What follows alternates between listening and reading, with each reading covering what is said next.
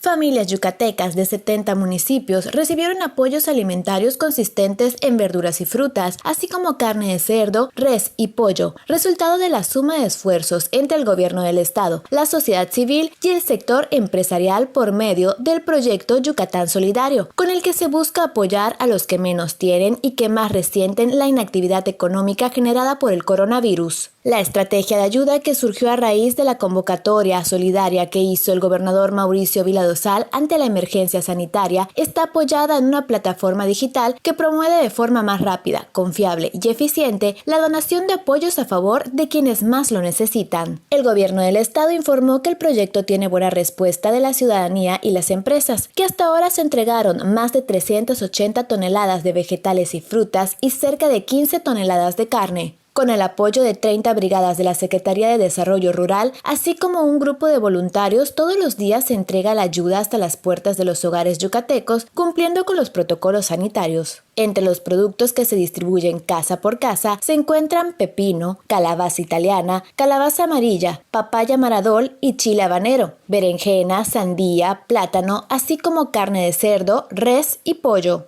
Además de las familias beneficiarias, también se apoyó a diversas instituciones de beneficencia, entre ellas Caritas Tristes, Asilo Celarain, Comedor Pancitas Llenas, La Divina Providencia y Club Rotario, DIF Yucatán, entre otros. Desde que inició la contingencia sanitaria, empresarios y productores agrícolas del estado ayudan a la población con la donación de carnes, frutas y verduras para ayudar a la población en situación de vulnerabilidad de forma más ágil y directa por medio de la página electrónica yucatán.solidario.mx. Teleyucatán te informa. Teleyucatán te informa de lunes a viernes, 8 de la noche, con Lenny Magaña y Carlos Rodríguez.